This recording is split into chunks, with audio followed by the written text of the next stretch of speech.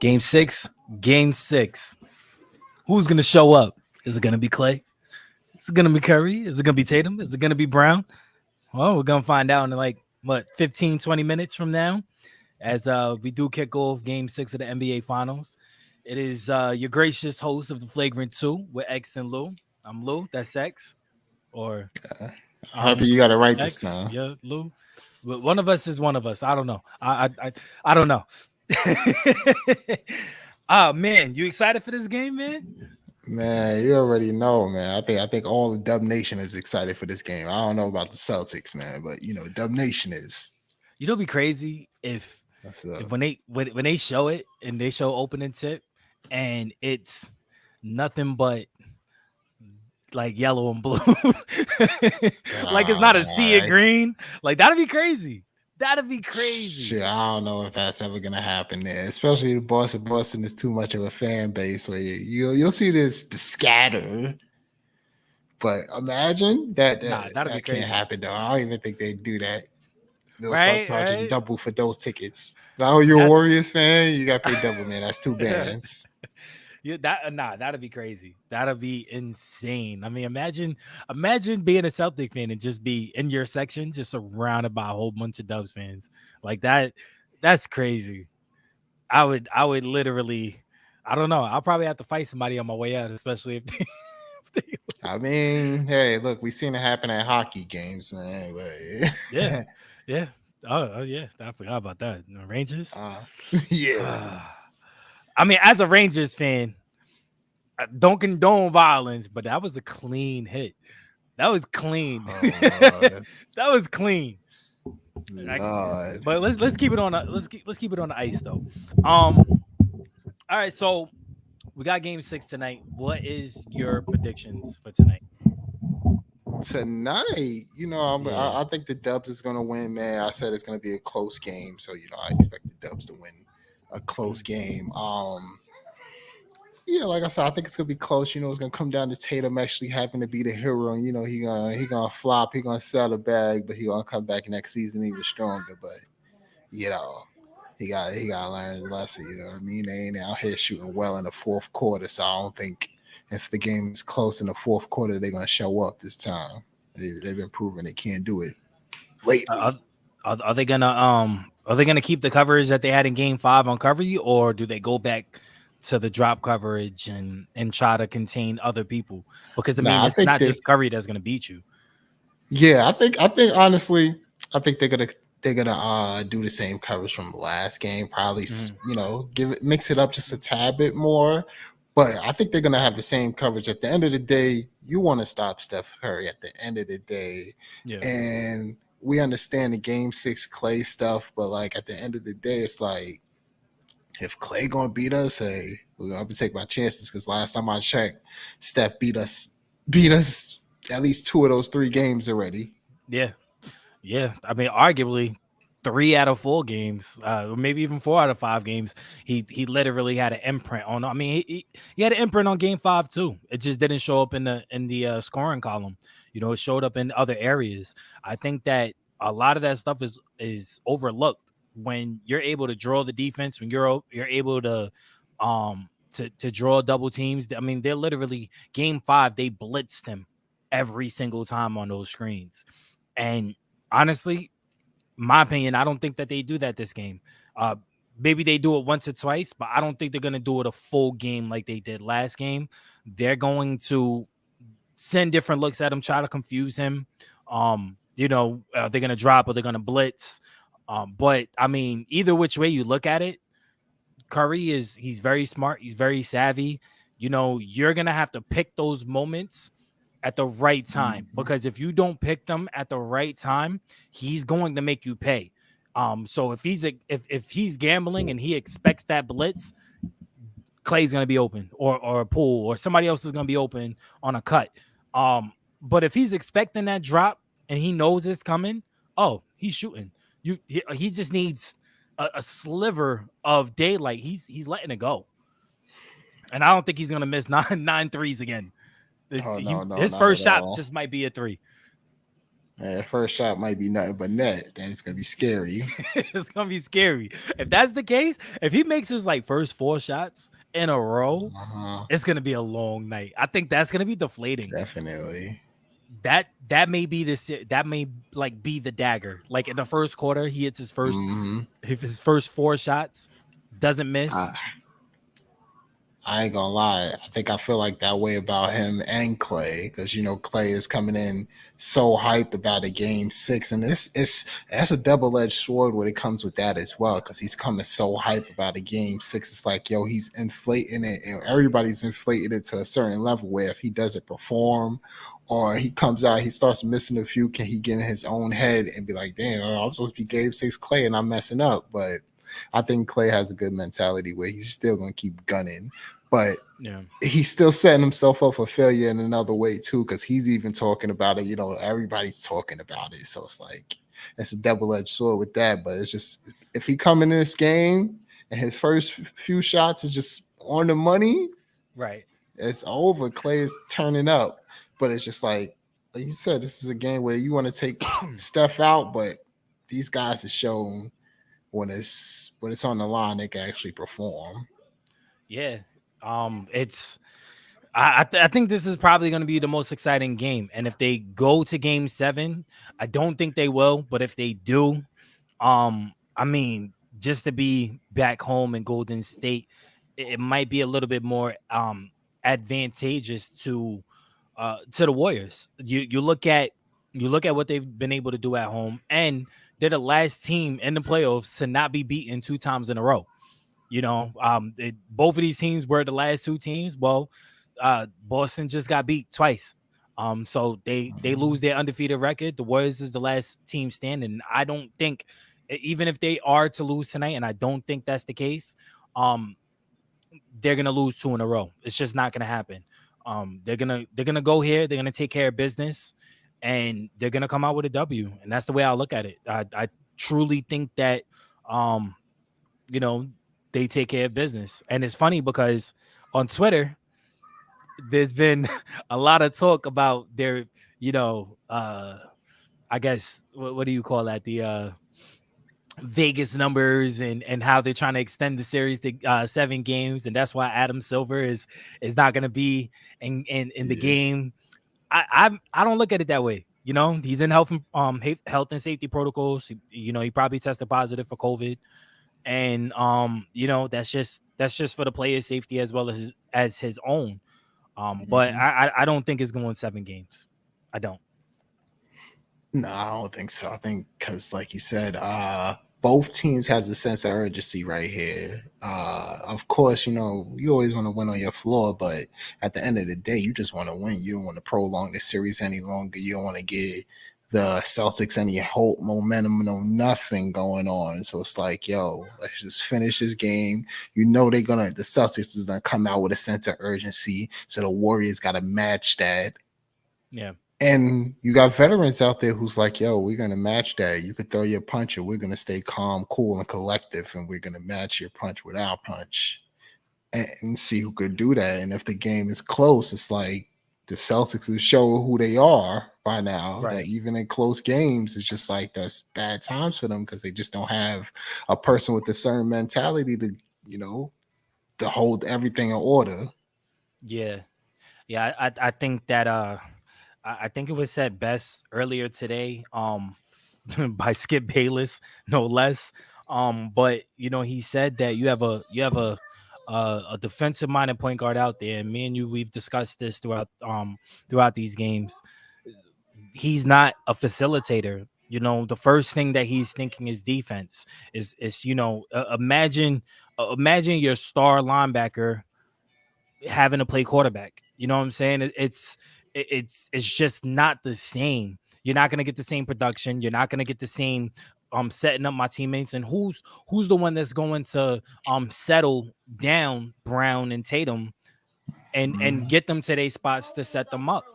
It's not smart. And that has to be like, going into next season, like we discussed last episode, it has to be somebody coming in and giving them that punch off the bench that's going to be able to get them in their spots. And even if you keep Smart on there, I mean, you could keep Smart on the floor, just don't have the ball in his hands. You'll have a veteran point Mhm. guard out there on the floor that'll get everybody in their spots. Smart is a better setup shooter anyway, so you could stick him in the corner essentially. Exactly.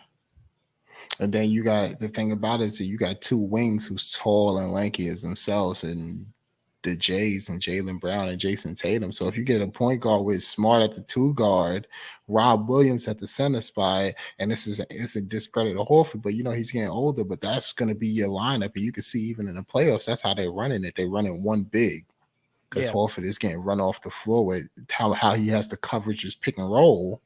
Hmm. So you could just see that's really where the future of ball is going to be for the Boston Celtics, is having Rob Williams at center and having long defenders and people who can help around there. So I think that's going into the off season. That's what they really need. Yeah, I think Al Horford stays, but I think that his role is now going to be coming off the bench. You don't Mm-hmm. want him to start anymore, especially going into the playoffs. You want him to be fresh. I mean, he's the oldest guy on that team right now. Yeah. And when you look at it from that perspective, you want some younger guys out there that are going to be able to give you quality minutes and be able to bang and hang with the rest of them. He's not Al Horford. You're not relying on to cover cuts, to switch on to smaller guards or smaller forwards to truly defend them. Yeah, maybe in the Yeah. paint, but that's when you switch him and you sub him in for a center. And Like don't get me Rob. wrong, he does it. He does it actually well, but it's just like as he's getting older, and Yeah.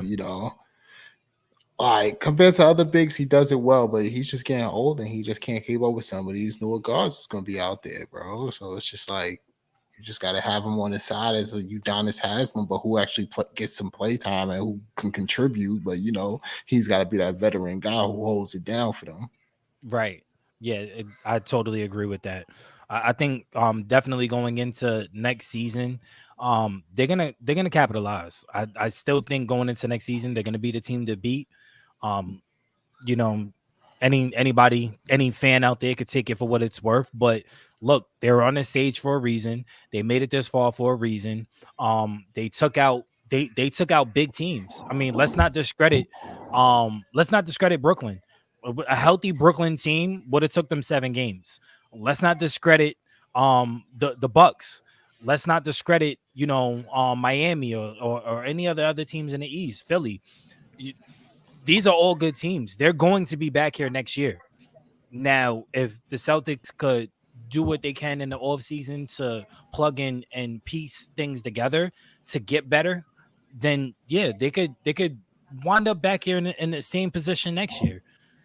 But it Mhm. honestly is going to come down to the offseason and the moves that people are making.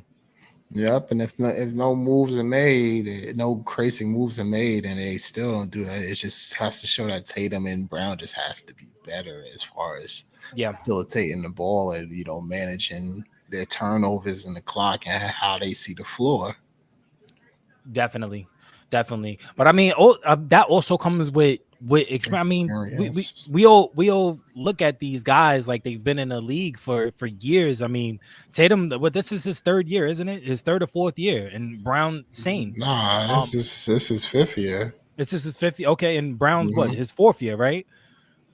I believe so. Yeah. Yeah, so I mean, these guys are still young. They're still relatively, I mean, they're young. They're 23, 24 years old. Hmm. They're still young. They're not even close to their prime yet, and they're on this stage. So I mean, that tells a lot of the trajectory of their team and what they can do in the future. I just don't think that this is their time. I think that a lot of good things happen to the Warriors, especially health going into the series. I think that's huge for any team. I mean, or any sport. Health is monumental to your success. So I don't. It's tough, man. It's tough. You feel for these guys, but at the same time, it's like you're here. You got to perform. That's a fact, and that's the biggest thing about performing. Their consistency issues is something that's just still showing. And I don't know if they're gonna keep it up with this game because you just played a lot of minutes last game. You got a lot of miles on your body from this playoff run alone. Yeah. Yeah. Do you think that's a tell of age though? Not just experience. I want to say experience because I mean they're gaining valuable experience with these finals, and they've Mhm. also had playoff. They're battle tested in the playoffs. But do you think it's more of an experience thing? What comes with the longevity of being in the league for so long? I honestly don't understand what you're trying to say. You Okay, mean? so I'm saying like as far as Tatum and Brown, right? So Hmm. being that they're so young, Yeah. and a lot of their experience as far as like with turnovers, controlling pace, controlling when you attack, knowing your speed and in and outs, when to cut, when to shoot, or even when to take over. Do you think that that's a mark on their like on their age, on their inexperience so far to say? Oh yeah, yeah. Of course, that's age because you gotta, like you said, it takes certain time for you to understand when to do what to do, when to let the other person take over, when to do this, that, and the third. And they just don't understand it yet. And also too, they want to take over, but then also they got to understand the concept of basketball as far as like what the other team is trying to do and how they're going to get them out of their game, because it's like once they get their mindset made up like, oh, I'm going to make this move or I'm going to do this, it's over. That's exactly what they're going to do. Right. So Right. it's like they not thinking about, all right, I'm gonna do this move, and if he actually steps over, I'm gonna make this pass. They're gonna start doing the move, and then this person gonna step over. They go like, oh, well, I should make this pass now. By the time they even register and It's think too about late. it, exactly, it's too late. I think another thing that you have to look at also is the fact that it's they're both trying to get hot at the same time. You know, Hmm. um you don't, if one gets hot, it feeds into other people. So Yeah. when you see Brown getting hot, that's when Tatum should be like, let me get him the ball. Let me make sure I get him into spots. Let me drive and kick because I know that he could cut here, or because there's Hmm. only one ball, there's only one basketball. So while you're out there, only one person could get hot at that one Yeah. particular time. So when you're both hunting for these opportunities for you both to get hot at the same time, it negates what you can do. Yeah. I could lock on to you because I know that you're trying to be aggressive. You're not looking to pass the ball to Brown. You're trying to get Hmm. hot. Brown comes down. He's not looking to pass it to Tatum in this particular spot because he's trying to get going.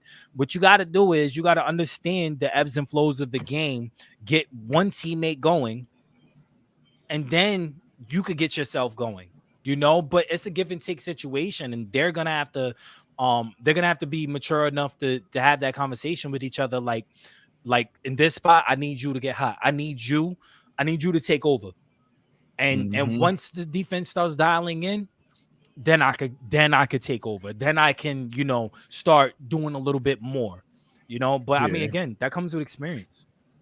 Hmm.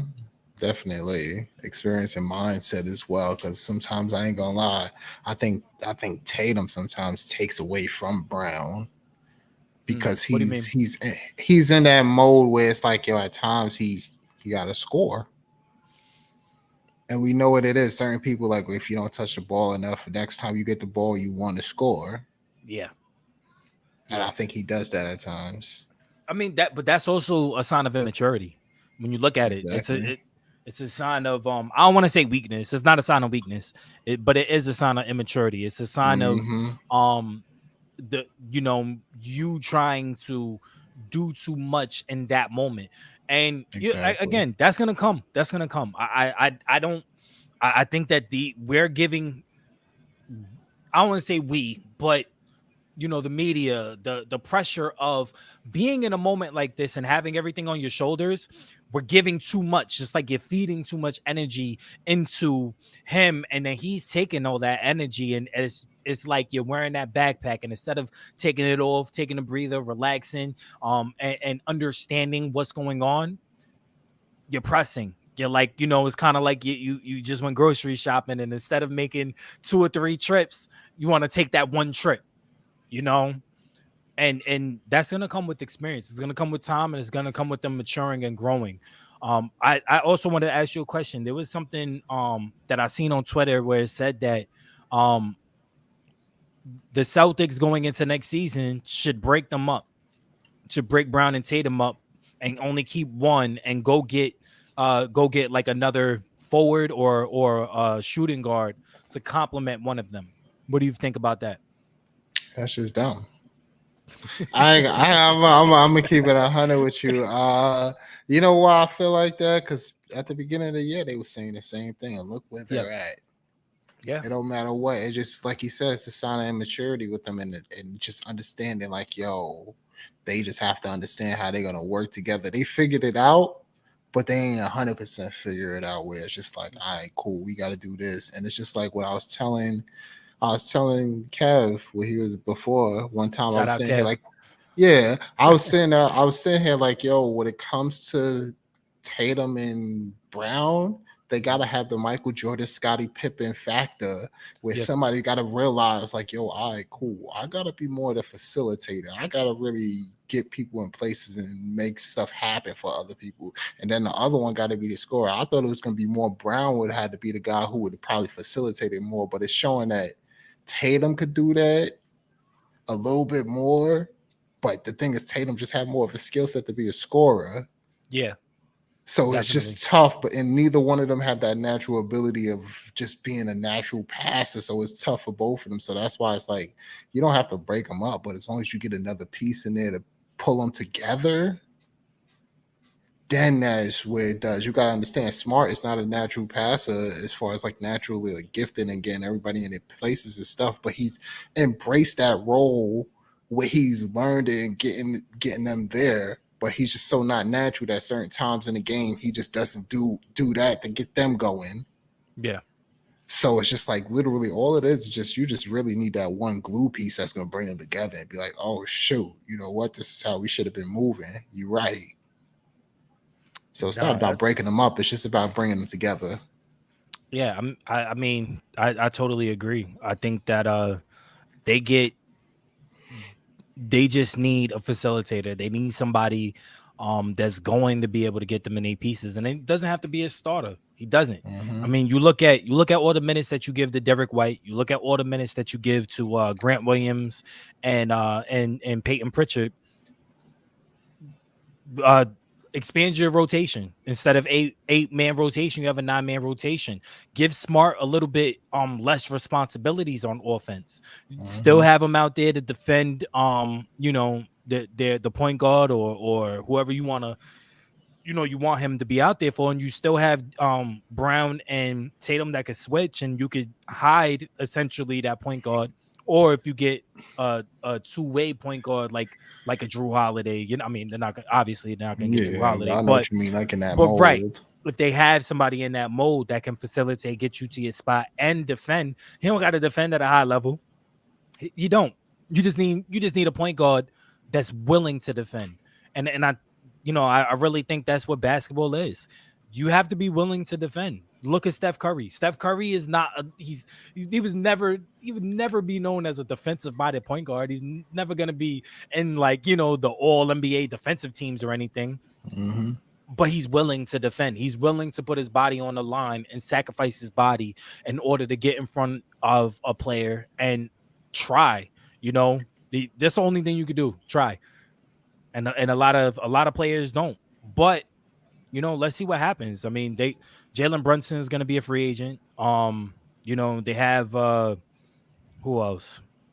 Trying to look at these top point guards in the off season. I didn't know Kyrie. So Kyrie is going to be a free agent, but that's only if he opts out of his contract. You Yeah. got Jalen Brunson. You got Russell Westbrook with a player I option. don't even know why you said the word Kyrie. You got Ricky Rubio. I think Rubio will work too. I think Rubio will be a good fit for them. Tyus Jones from Memphis. He'll be an excellent fit because he can shoot the three and he could get guys into their spots. I'm not gonna bring up Dennis Schroeder. Nah. I'm, Or I'm Kemba not. Walker. They'll I'm bring on not. none of those. But But but they you know already tried. but you know who else is a potential for a bench role? John Wall. John Wall would Mm. be a really good fit coming off the bench for Boston. I mean, I don't know if he would take that role, but I mean, at this point in your career, um, you have to Yeah, take something. You're he not get a gonna. little buyout and just, I think honestly, yeah, that's what they. If he do a little buyout, man, and see, at least take a chance on him. Well, he don't even have a buy. He has a player option. So unless he opts in to Houston, I mean, I don't see I him opting mean, out of that contract. It's a huge contract. exactly. That's what I'm saying. So it Yeah. would be some buyout shit stuff. Does it work for the last year? I don't know. Yeah, I don't know. I don't know. I think if he opts in, then they would have to buy him out in season. I don't know if they're Hmm. gonna be able to buy him out before the season starts. But what they could do is a sign and trade. They could, re-sign him and But essentially trade him. But what are they gonna get but back his in return? contract, yeah, but his contract is big as you still got to kind of match that contract. You got to get close to it. I mean, not with a sign and trade, not necessarily. I mean, you're just signing and trading. You Yeah, it's at still that a time. trade. Right, but you're not trying to match contracts at that point with the sign and trade. With a regular trade, yeah, you have to match the contracts, but with a sign and trade, you're literally re-signing him, and it's almost like a restructure, but it still has to, you still have to get something back in return. And in that case, you could Okay. trade, maybe a pick or two, or some players, some young players that probably not going to see the floor as much as they probably would in Houston, because they're still Hmm. rebuilding. And Houston just made a trade. They traded Christian Wood. Yeah, I got him out of there, man. Honestly, I think that was a good trade for Mavs. They need a big Yeah, man. it was. I think he bridges the gap between what Maxi Kleber and Powell brings to the floor. Yeah, definitely. So, and they I could mean, both be on the floor at the same time, type of thing. exactly. Yeah, because you got Christian Wood could stretch the floor. He could shoot the three. Hmm. And I mean, he's all of last year, 21 and 10, 21 and 11 or something like that. I mean, so he's Yeah, he's a walking double. he was He, shooting almost 40% from three as well. So, exactly. So and Mavs are a perfect team to go to if you want to shoot threes, because that's all they do. They live and hmm. die by the three. But the game started. We want to thank you guys again for tuning into the show. X, go ahead and take us out of here, man. All right, thank y'all for tuning in, man. Y'all already know the vibes, man. Like, share, sub, and all the above.